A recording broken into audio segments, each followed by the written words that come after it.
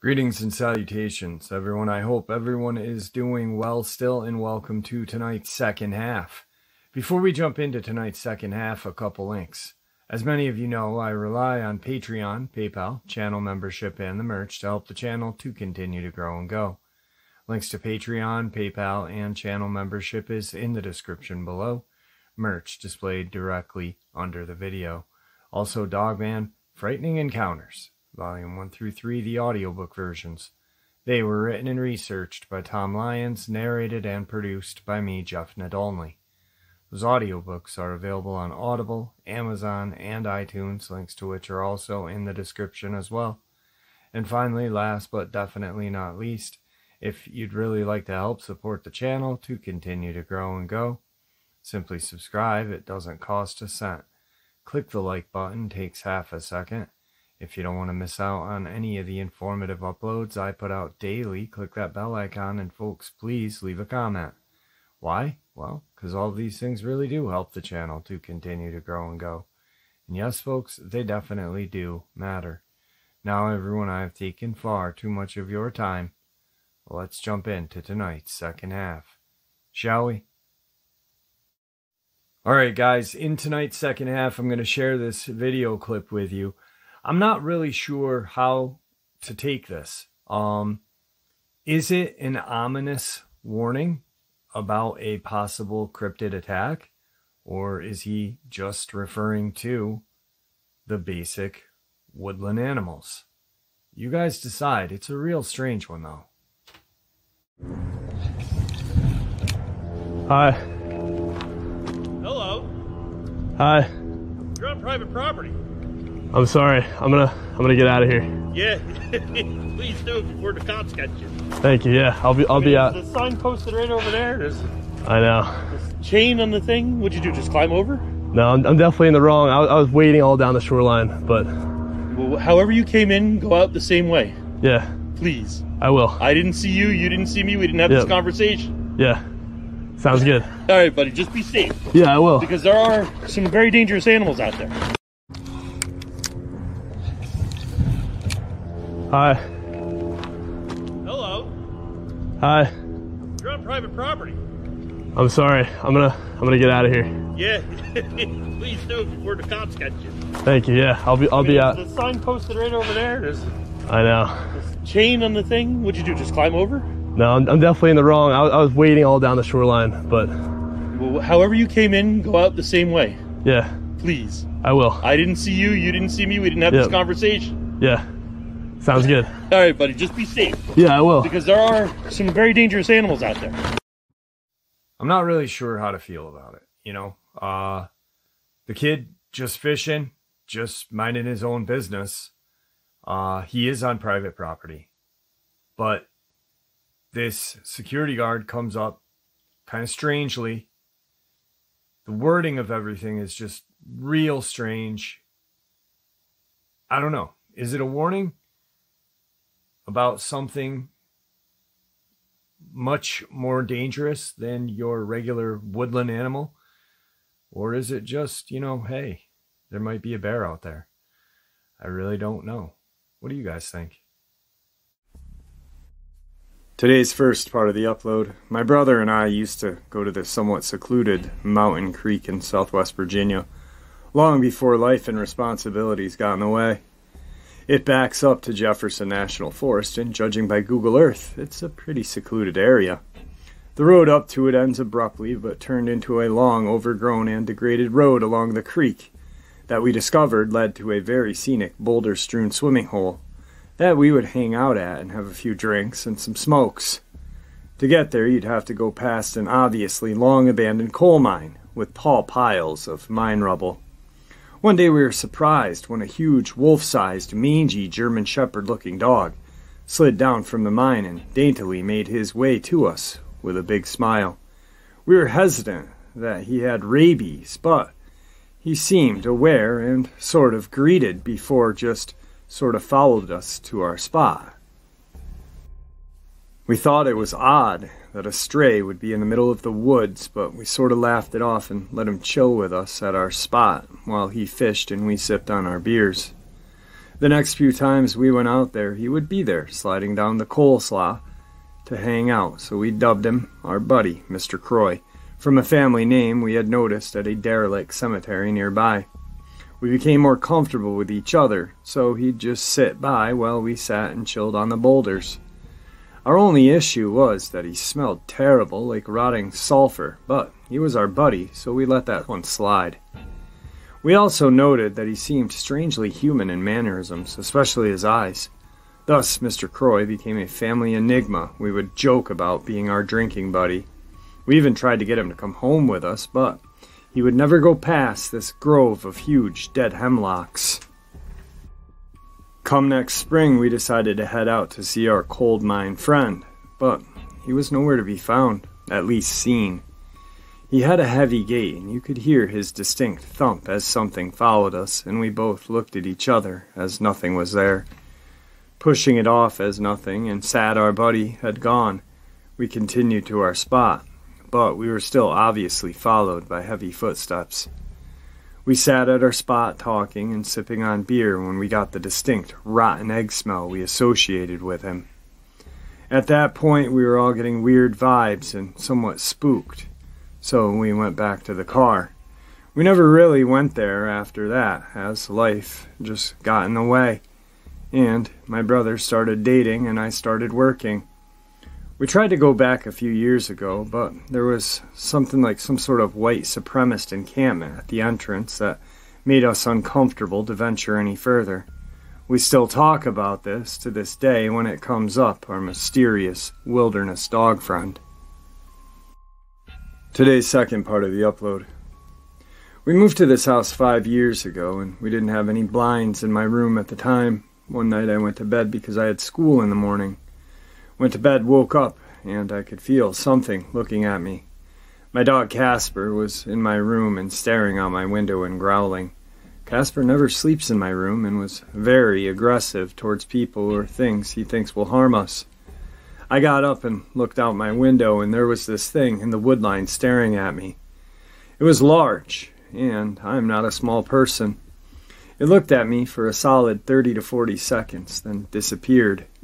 Its eyes were bright red, and it stood at least 8 to 9 feet tall. My next strange occurrence, I had just gotten off of a 15-hour shift at my old job and started walking home. This road I have to walk down is really long and zero streetlights, so it's pretty dark, let alone being in the middle of winter at 8:30 at night.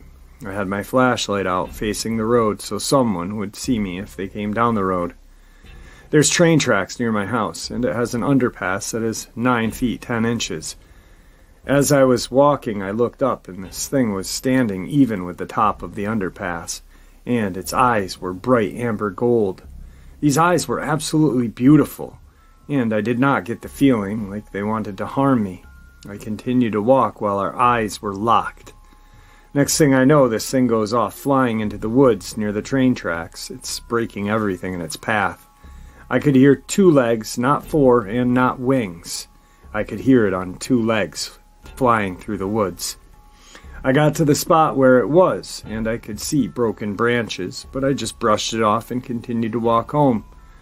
Later, I told my mother, who is an empath and sees spirits and such, and she said it was probably just an owl.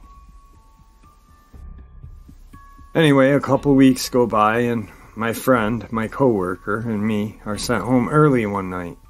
He's giving me a ride home. We're listening to music and talking about how we started to listen to what we listened to.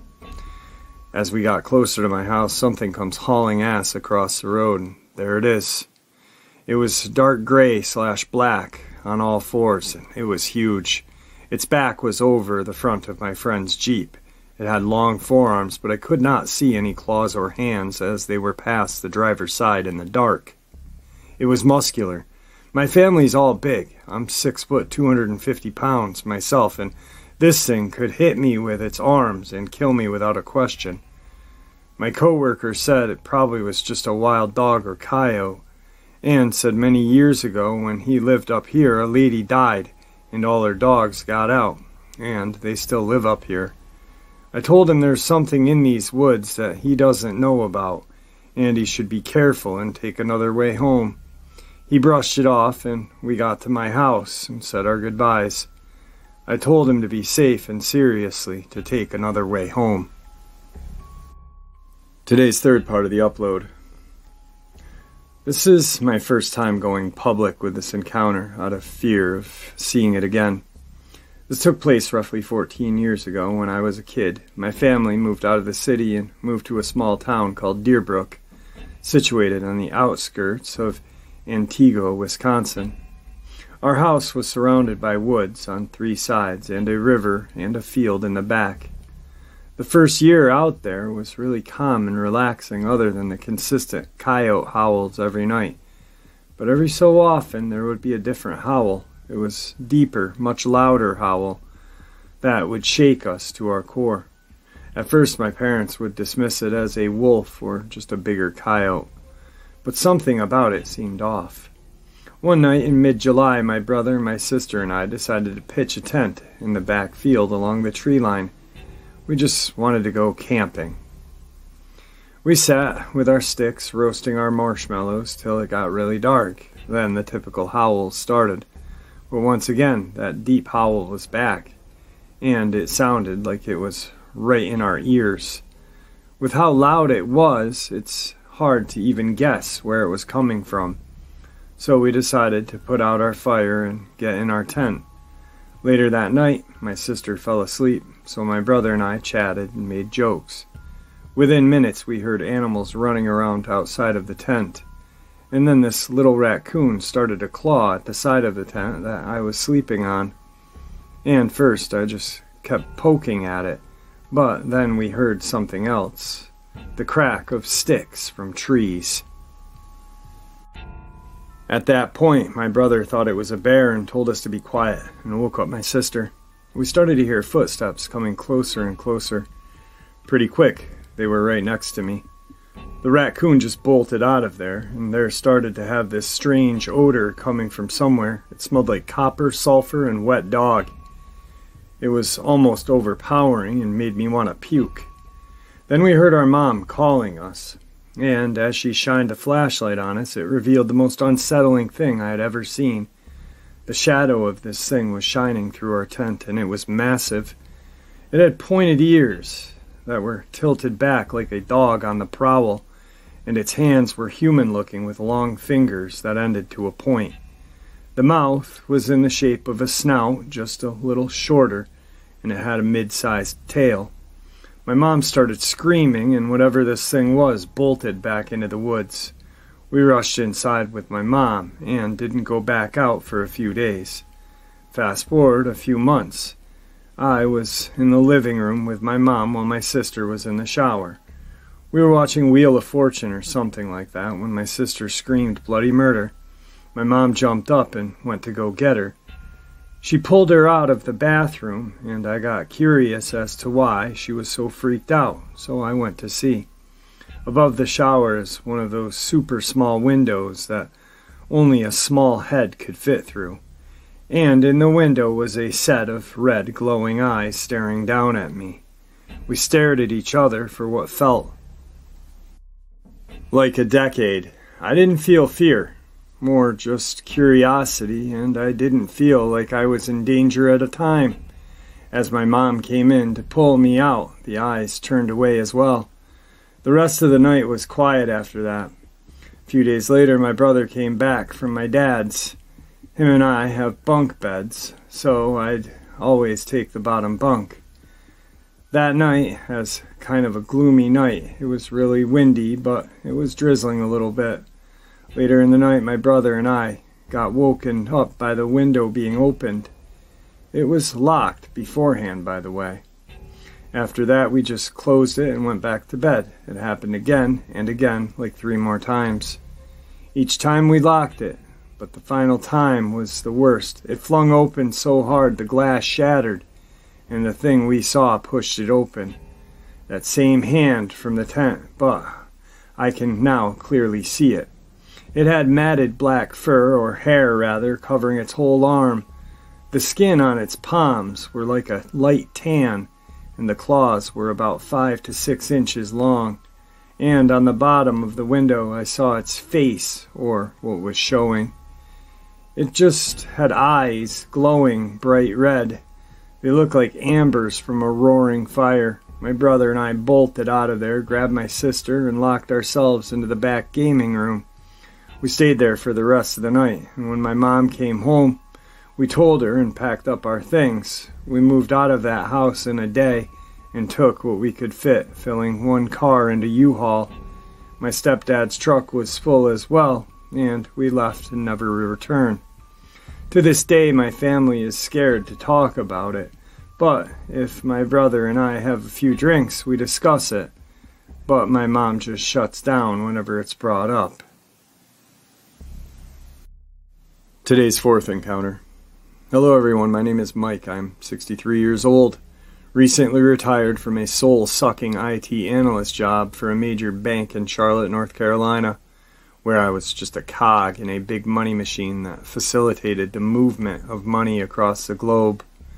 East to west, you can call it dollars, euros, yen, and rupees. It's all the same. Money flows like a river. It has currents and eddies, up and down, diverted to and fro, damned and damned. You see the trillions of monetary units flowing across the world and wonder if only a small percentage of it was diverted to help people out, stamp out war, feed the hungry, health care for all that needs it. But that's not the game, and I had to leave it behind. I'm not here to comment on the vagaries of modern society. I'll leave that to the poets, priests, and politicians who are paid for their words and lies. So I retired to the country, not off the grid, but close enough to see the edge. Close enough that I can see the footprints of those who came before, the early pioneers, settlers, the wagon tracks, and homesteads of a long dead chapter in early America.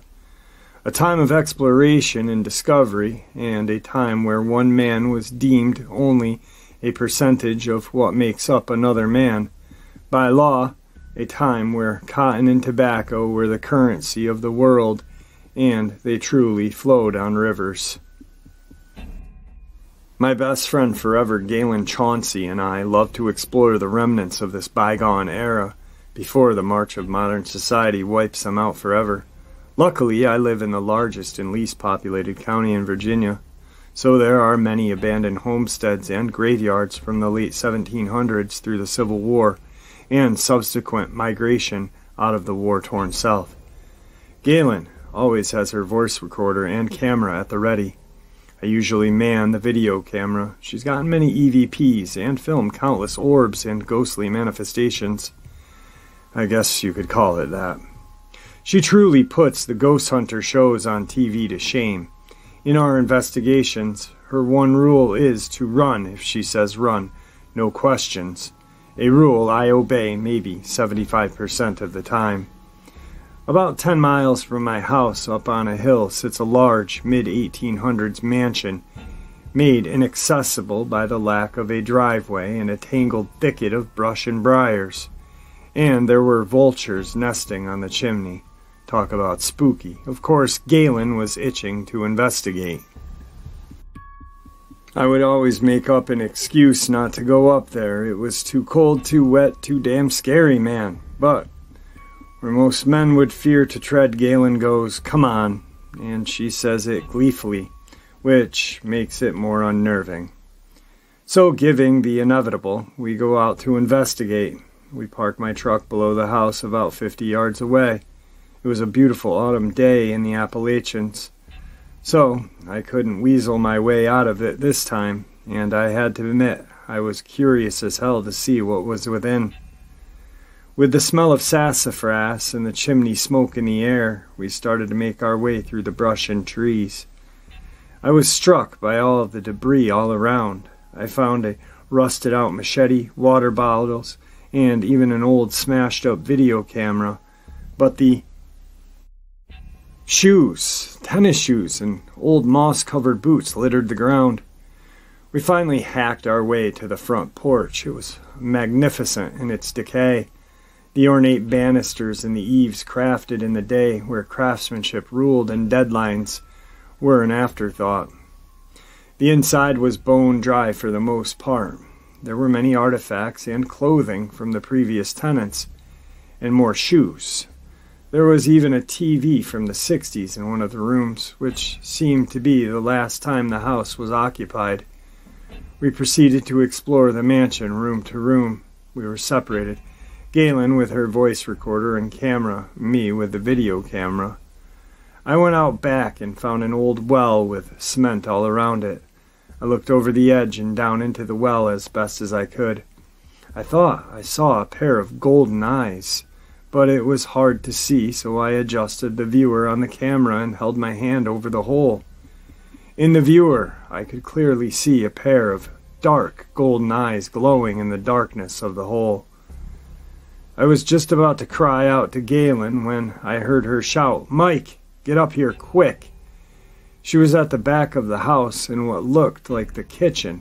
Off to the side was another leaf and debris-covered room with a hatch door in the middle. It looked to be a door to the root cellar, so we made our way to the door.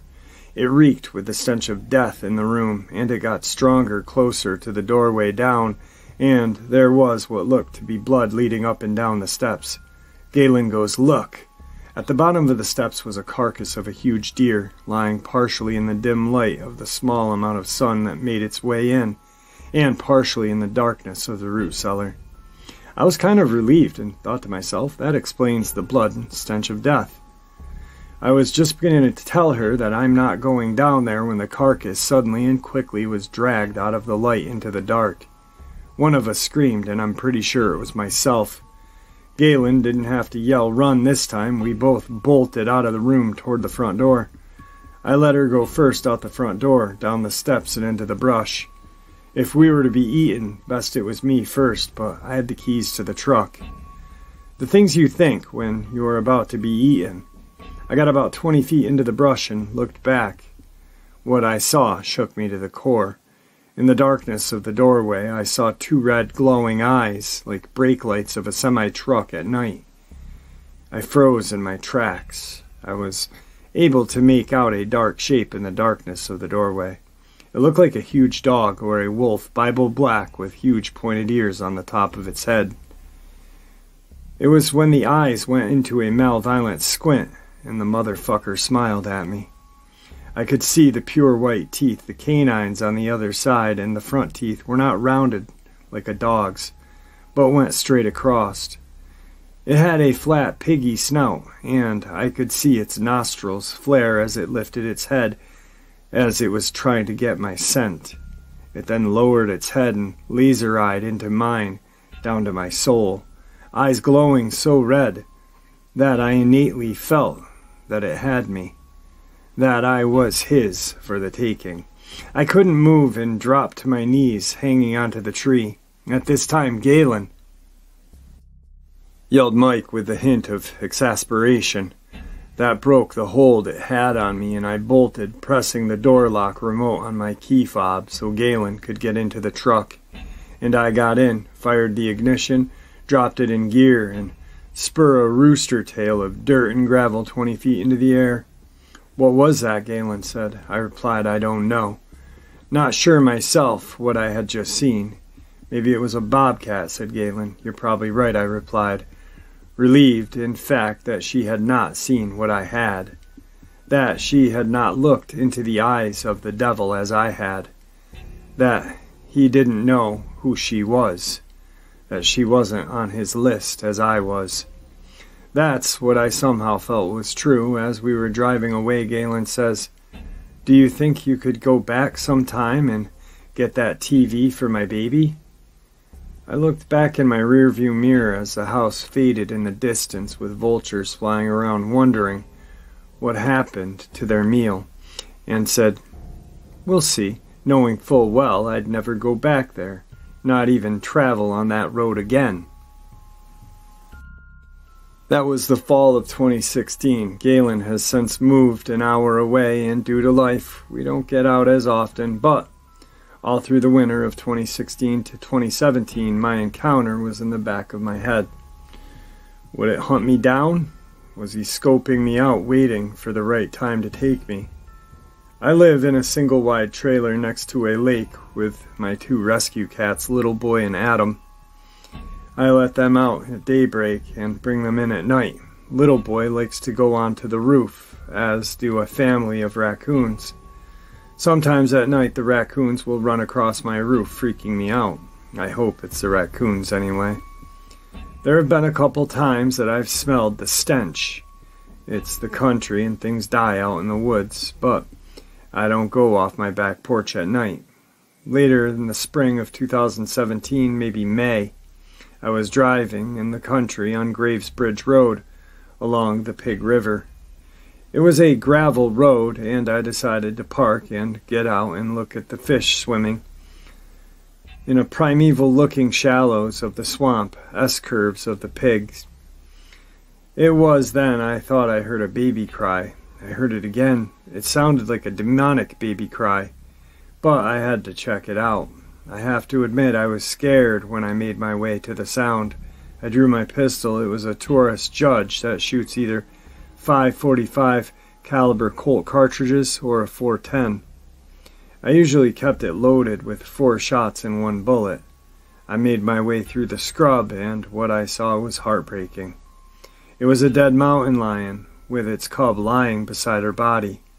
I walked up to the scrawny cub. It growled at me pitifully and tried to run, but it collapsed after only a few feet. The mother was ripped to shreds. Whatever had done this to them, she had fought mightily. About 10 feet over was even a sadder sight. It was another cub with its midsection completely eaten out to the spine. I assumed this was the brother of what I later found out was the sister. She was missing an ear, her eye was closed and covered with dry blood. I went back to my truck and got a Dollar General blanket and a jean jacket I had in the back. I put my arms into the jacket and used it to lift her up and put her into the basket. She didn't fight, resigned to her fate. I kept telling her, you'll be fine, baby girl. When I brought her to my house, my cats freaked out. Adam went running to the back, but Little Boy was right there, curious as usual. She was bigger than them, but was in such a bad way she was no threat. I got a warm cloth and cleaned her eye. It opened, and she had not lost it, but she had lost her ear. She had 4 horizontal gashes on either sides of her flanks. They weren't too deep, but had scabbed up. I had some cat antibiotics, so I filled a syringe and squirted it into her mouth. The weird part was that she never fought me. I found that odd. I fixed some warm milk and filled the syringe, and she drank that eagerly. I fixed up the box with some towels and put her in the back room. Little Boy, who was more empathetic than most people, insisted on staying by the box. Adam could give a shit. I ended up cutting out one side of the box so she could come out and go. Little Boy would curl up next to her. I went ahead and named her Jet because of her gashes that healed, but her scars made her look aerodynamic and fast. She soon started eating Fancy Feast by the box. I ended up getting Alpo dog food, and she ate that heartily. I knew I should have called animal control, but I was afraid they would have put her down with the shape she was in. After about a week, she was up and about, Little Boy by her side. It was as if she had adopted him as her own brother. They would roll and play fight, and I could even pet her, but there was a look in her eyes, a lack of joy, as if she was on a mission. I wish I could say that she became my pet, that we are a family of 4, but about 4 weeks ago, she was playing with Little Boy in the front yard, and she just disappeared. I knew it was inevitable that she would leave. She had a mission of revenge. Somehow I knew this to be true. That story just makes me hate Dogman even more than I hate them now. You know, I don't even know if I really hate them. I mean, because they are supposedly are flesh and blood. We don't know. Some people say no, some people say yes, but they're friggin' assholes if you ask me. And I know the majority of you will agree. Fuck them. Today's final encounter. So I encountered a Dogman once. People are immediately intrigued by the absurdity of what I'm saying. These two experiences happened almost a decade apart, and for obvious reasons I can't guarantee they are related at all, but it seems reasonable to at least entertain that idea. The first experience takes place at my cousin's trailer, a couple houses down from mine. We live in a rural town at the foot of the Appalachian region, so there's plenty of forest coverage around us. We were playing hide and seek, and all is well until I tagged my cousin and made him the seeker. He hated seeking, so instead of playing the game, he decided to quit and sit on his front porch. The time was around midnight, maybe a bit earlier, so naturally it was pitch black outside and perfect for scaring someone. My cousin's friend, my brother, and I began to devise a plan to get revenge on my cousin for being a sore loser. And we came up with this. We lure him into the edge of the forest, and my brother jumps out at him. A very simple plan for a couple of dumb 13-year-olds. So, we get to it. We managed to convince him that there was something making noises in the woods, and so he came with us to investigate. As we walked to the edge of the forest, we heard something inside walking with us. I looked at my cousin's friend, and we were both grinning, knowing it was my brother beyond those noises. Then, out of nowhere, my brother bursts from the side of my cousin's trailer, screaming and roaring, sending all of us into a fearful panic. He got us good, so good in fact that we totally forgot about the noise coming from the forest. That could no longer be from my brother. As we were all laughing, about to scare, we heard a horrifying noise come from the depths of the forest behind us. It was a loud scream, and sounded like a man screaming for help. It slowly changed pitch, and to this day I swear it said help. After about 5 seconds of human-sounding screams, it turned into the most guttural roar I have ever heard. It was chilling. We ran inside my cousin's, opened the blinds to his window, and it was right then when we noticed the obvious, the haunting sight of the full moon. Yes, we didn't know what it could have made those noises. Yes, there are farms around. It could have been a cow being attacked by coyotes, or pretty much anything that happens in the rural America. But I've never heard anything like it before or after. Jump forward about 9 years, and I'm coming home from work late. As I'm driving, I see two bright orange eyes peering at me from the side of the dark road. I thought it might be a fox or a dog, but as I got closer I realized that this was no average fox or dog. It was a massive, black wolf-like dog. This animal was so tall while on all fours that it seemed to be almost as tall as my car. Its back legs were almost kangaroo-like, very long and muscular looking, while the front legs were short and thin. It dashed across the road, and it got in front of my car, jumping the fence to the left of the road with almost no struggle. When I got home, I nonchalantly told my family that I had finally seen the Dogman that made that noise so many years ago. I don't necessarily believe it was an actual Dogman, but I can't honestly say it wasn't. Anyhow, I thought I'd just share this with you guys. Alright folks, I hope you all enjoyed tonight's second half as much as I enjoyed sharing it with you. I'd like to thank you for supporting the channel. It is, after all, your support that keeps this channel growing and going, and honestly, what gives people a chance and a place to share their experiences and theories judgment-free. Just simply treat it with the respect that we all deserve. Thank you. Please stay safe, happy, healthy, and ever vigilant, keeping an eye on our children, our pets, our family, and friends. These creatures are real, they are out there and dangerous. Share this information with those you love and care about, and it may just help save their lives someday. Until next time, never stop asking questions, never stop searching for the truth, and God bless.